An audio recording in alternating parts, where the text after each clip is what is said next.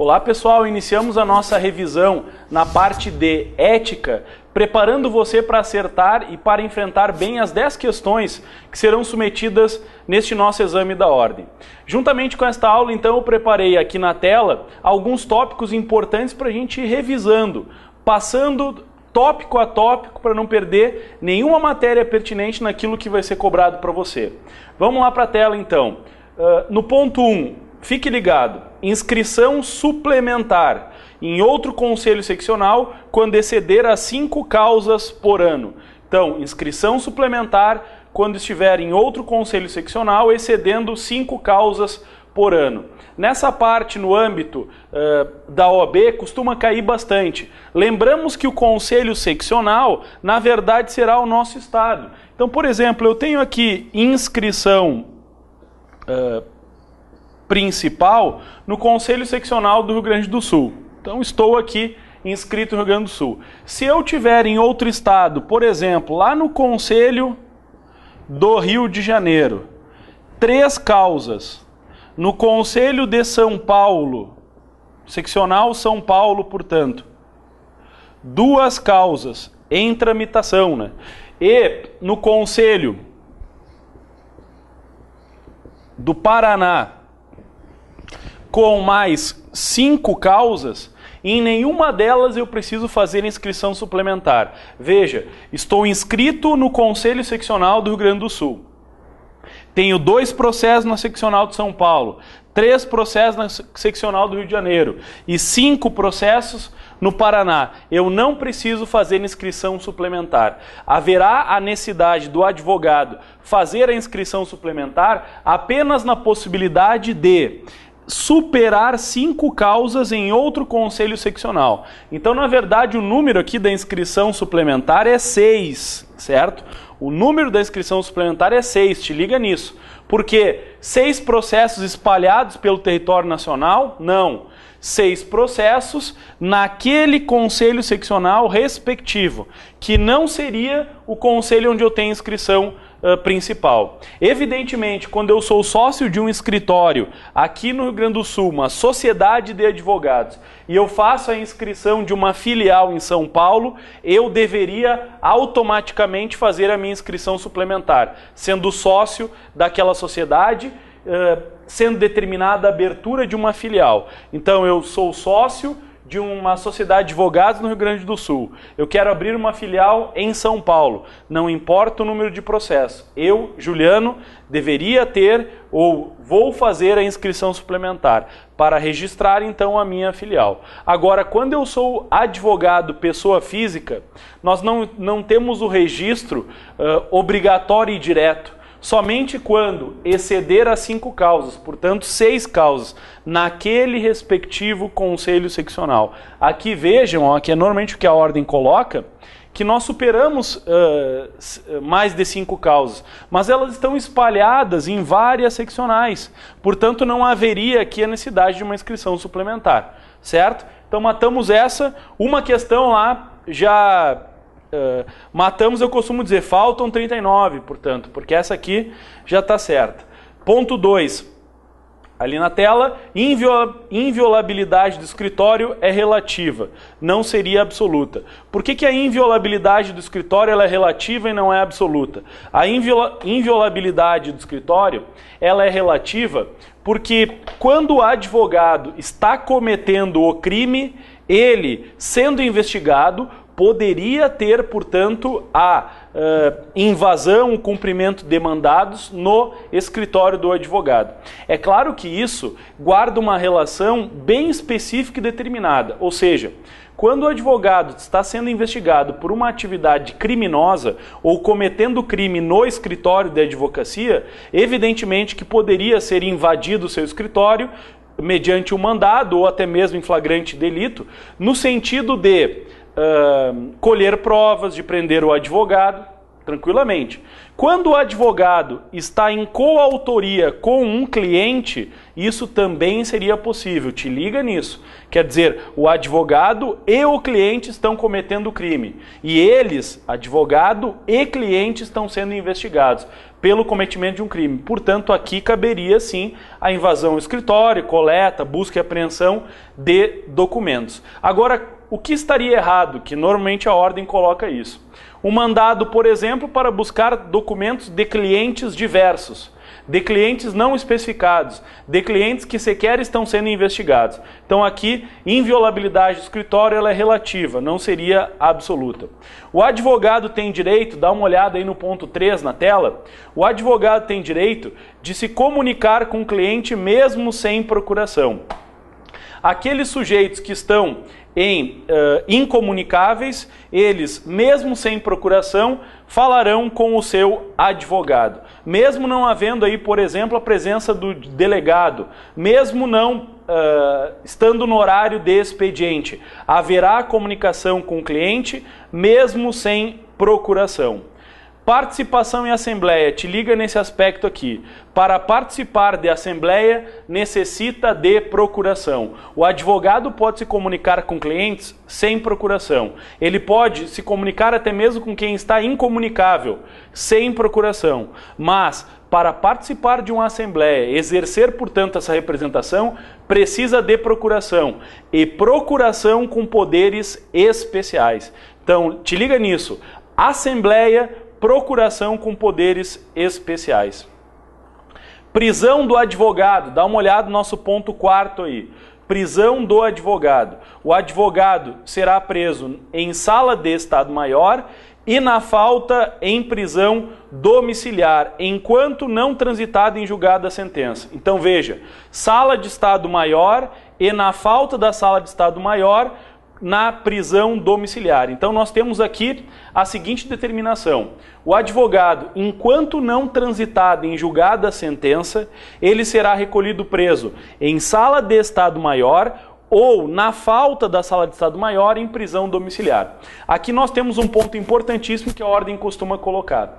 Pela redação original do Estatuto da Advocacia, o texto afirmava que seria a sala de Estado-Maior com instalações e comodidades condignas, assim reconhecidas pela OAB.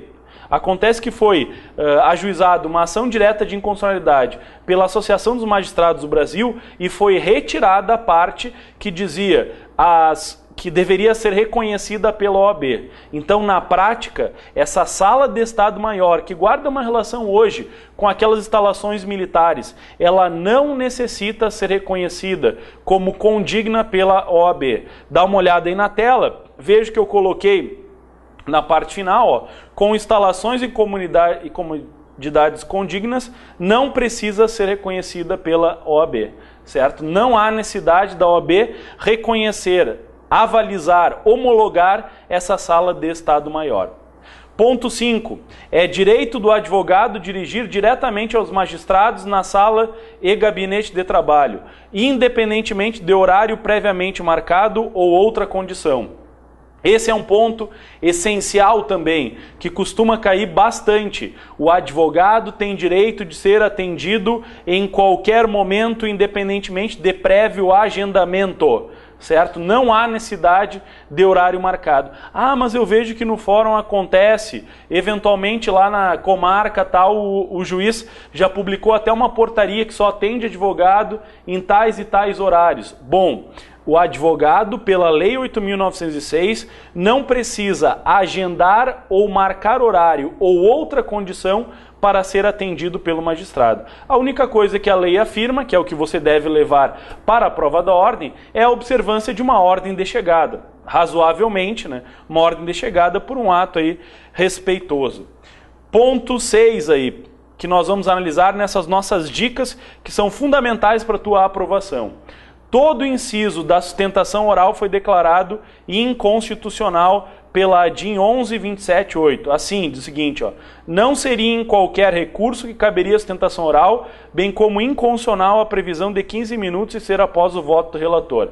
Vamos lá para tentar entender. Olha só, a Lei 8.906, o Estatuto da OAB, ele afirmava que em todo tipo de julgamento haveria sustentação oral. E essa sustentação oral seria prevista pelo prazo de 15 minutos. Na verdade, a ADIM, ela fulminou com esse artigo. Nós não temos a previsão expressa de que todo recurso deverá ter sustentação oral. Na verdade, o recurso terá sustentação oral quando a lei processual admitir sustentação oral, o regimento interno daquele tribunal admitir sustentação oral. Isso é o que nós temos hoje, pelo Código de 73 e pela Lei 8.906. Então não marca lá na hora da prova que em todo tipo de recurso haverá sustentação oral. Está errado. Haverá sustentação oral quando a lei ou o procedimento assim permitir. Exemplificando, alguns tribunais não permitem sustentação oral em agravo de instrumento. É um grande exemplo que nós temos de que a Lei 8.906, embora tenha previsto isso inicialmente, foi alterada em razão da ADIM 11.27.8. Ponto 7 aí. Exame de autos de flagrante e de inquérito. O advogado tem direito de examinar os autos de flagrante e de inquérito, mesmo sem procuração, em qualquer repartição policial. Aqui é importante porque ele não apresenta procuração. Veja que em inúmeras situações dadas pelo Estatuto, não é necessário procuração. A procuração seria necessária apenas para a Assembleia. Então, dentro desse aspecto, para a comunicação com o cliente, para ter acesso a autos, por exemplo, de flagrante e de inquérito, não há necessidade de procuração. Agora te liga num conceito aqui específico, importantíssimo. Para participar em uma assembleia pelo seu cliente, o advogado necessita de procuração, como nós já falamos anteriormente. E essa procuração passa por procuração com poderes especiais, certo? Obrigatoriamente, para participar da Assembleia, procuração com poderes especiais. Esse aspecto importantíssimo aí. Vamos voltando lá para a tela. Diz o seguinte, no ponto 8. Na condição de testemunha, mesmo com autorização solicitada pelo constituinte, o advogado deverá guardar sigilo, recusando-se a depor como testemunha. Portanto, o advogado recusa a depoimento na condição de testemunha. Ponto 9. As salas especiais. O que acontece aí nesse ponto 9? Diz assim, ó.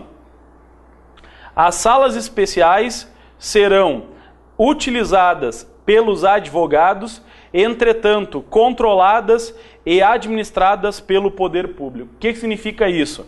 Na verdade, essas salas especiais, as salas da OAB, a Lei 8.906 fez a previsão original de que as salas da OAB seriam controladas pela própria OAB.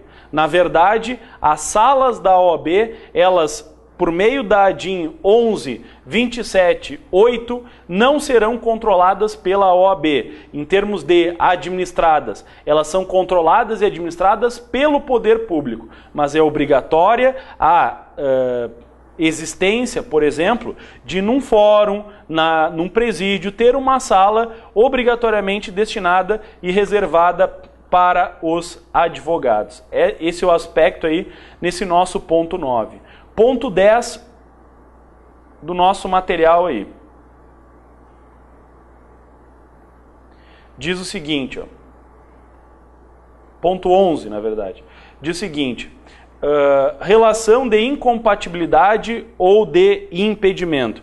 Essa questão ela cai bastante. A figura da incompatibilidade ou do impedimento é uma questão muito comum na prova da ordem. Nós temos a figura da incompatibilidade, significaria uma proibição total de exercício da advocacia, enquanto no impedimento você teria uma proibição parcial. Então, dentro da estrutura para a gente conseguir verificar assim a linha de quando é incompatível ou quando está impedido, lembramos da seguinte estrutura: incompatibilidade ou impedimento.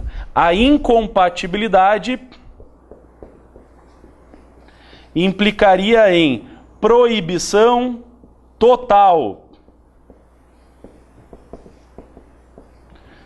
É proibido exercer a advocacia. Normalmente está vinculado àquele sujeito que manda ou decide. Ainda mais, todo servidor do Poder Judiciário. Servidor do Judiciário. Então, por exemplo, pegamos um juiz de direito, incompatível, um vereador não manda ou decide, ele vota, a não ser que ele faça parte da mesa diretora, aí ele manda ou decide. Uma atividade policial, manda ou decide. Militar na ativa, manda ou decide. Fiscal de tributos, manda ou decide. Então esse aqui é incompatível. Já, eventualmente, o servidor do judiciário, embora ele não vá mandar e decidir a sua atividade, também é incompatível.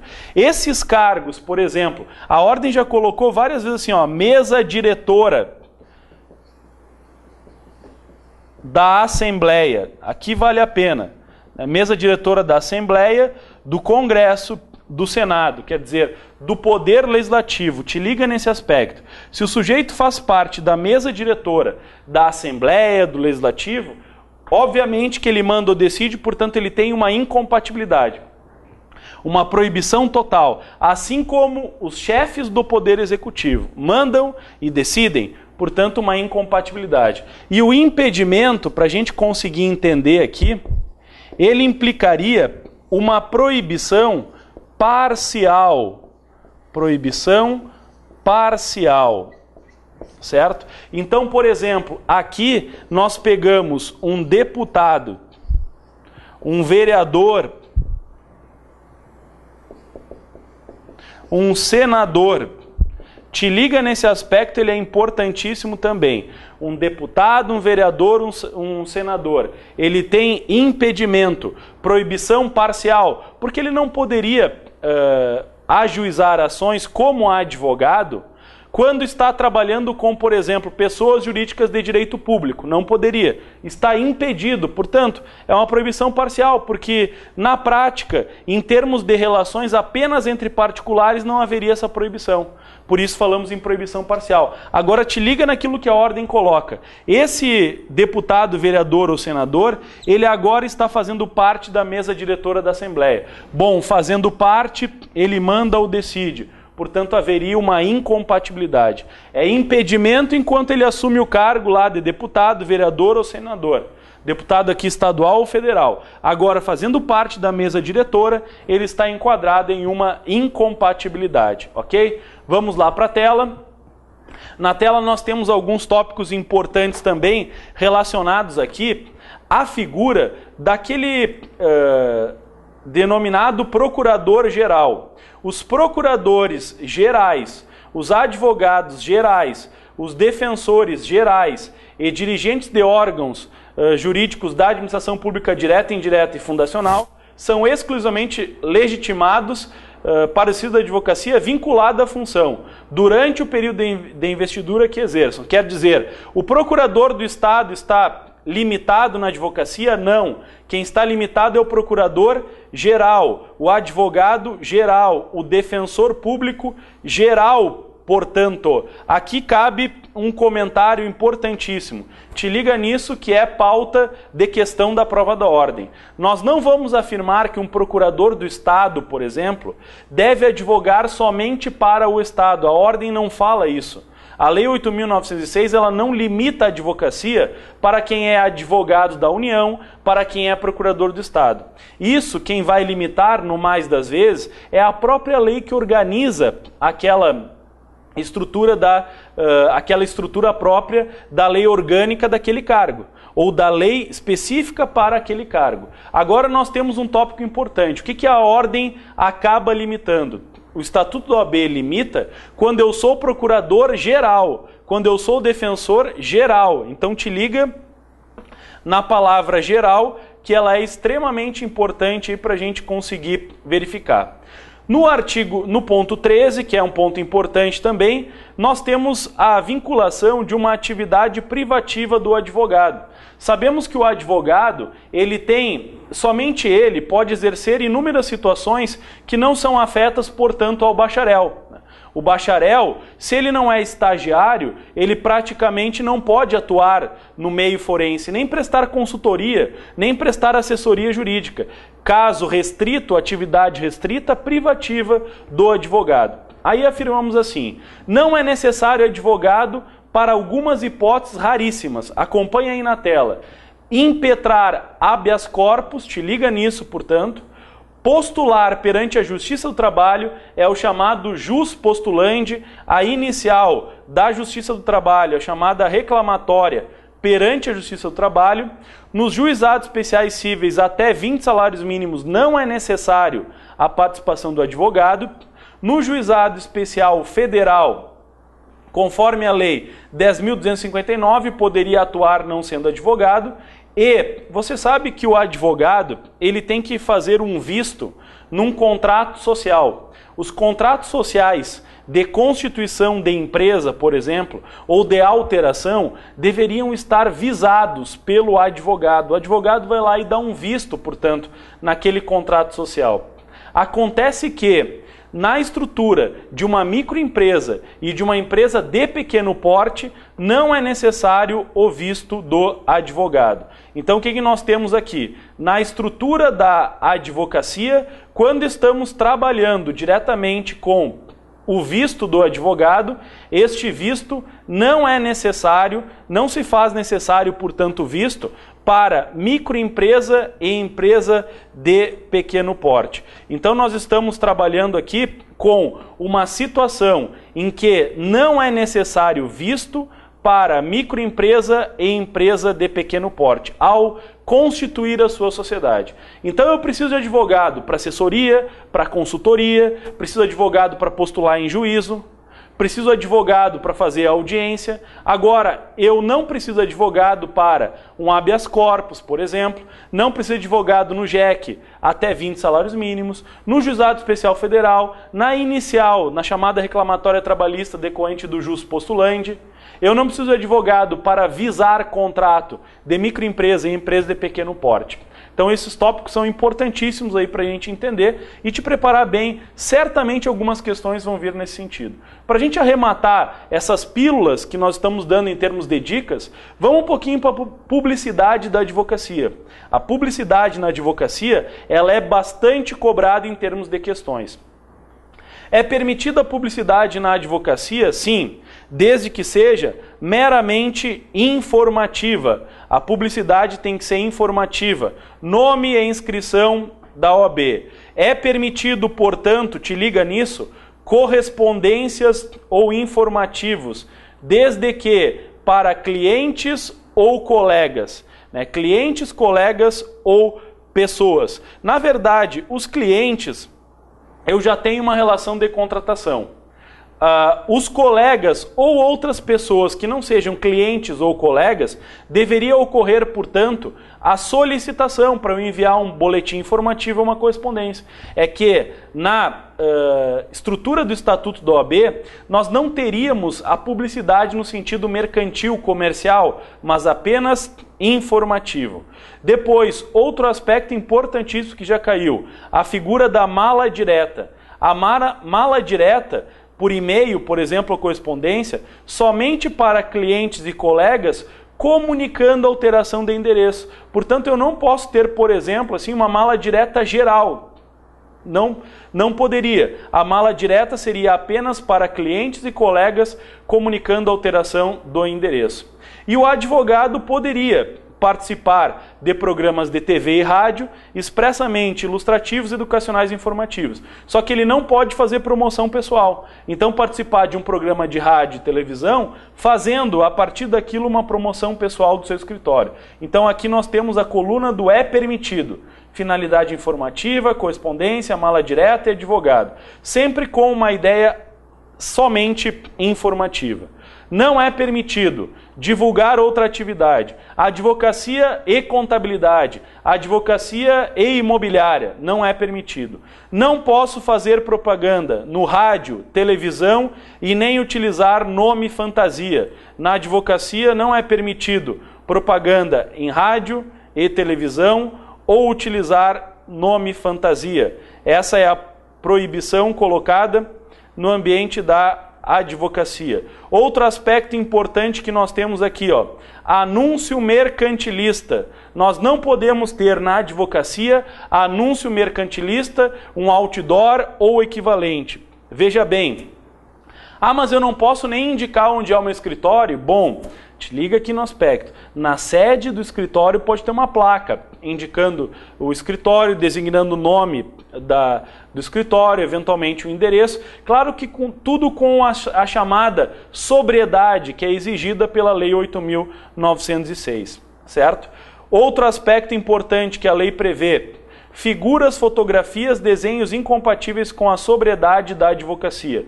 Também não poderia ser utilizado. O advogado ficar utilizando símbolos oficiais, como o logotipo do seu escritório. Então pega o símbolo da ordem e utiliza como logotipo do seu escritório. Não pode o advogado divulgar valores, gratuidade, tabelas e porte de escritórios. Não cobramos consulta, ou cobramos consulta de R$100, ou fazer promoção, compre um mandato de segurança e ganhe agora um habeas corpus. Então isso não pode. Valores, gratuidade, tabelas, porte do escritório não poderia ser informado. Mala direta geral. A mala direta aqui permitida seria apenas para clientes ou eventualmente colegas. Não é permitido mala direta geral. Veja que aqui nós colocamos mala direta para clientes e colegas comunicando alteração no endereço. Já caiu na prova da ordem. Não é permitido, portanto, a mala direta geral. Mala direta geral não seria permitida, porque eventualmente, ao fazer uma mala direta geral, eu estaria, na verdade, fazendo um anúncio mercantilista, trabalhando diretamente com a estrutura de um anúncio, né, e de pulverizar, é como um folder distribuído na rua, não poderia ser efetivado. Bom, continuando lá na tela, não pode o advogado participar de programas de TV e rádio para promoção pessoal. Agora, se for para eventualmente uma estrutura básica assim de fazer um anúncio que está vinculado a um critério informativo ou elucidativo, não haveria problema algum. Manifestação pública de promoção pessoal. Responder consulta com habitualidade em meios de comunicação social. Basicamente, isso a gente acaba percebendo bastante, né? Apenas no sentido de valorizar e fazer uma propaganda. Então eu estou lá com o advogado, novamente aqui está o advogado, ele vai dizer, pois é, essa causa aí eu já ganhei inúmeras delas, essa questão aí é bem controvertida. Aí surge uma pergunta, né?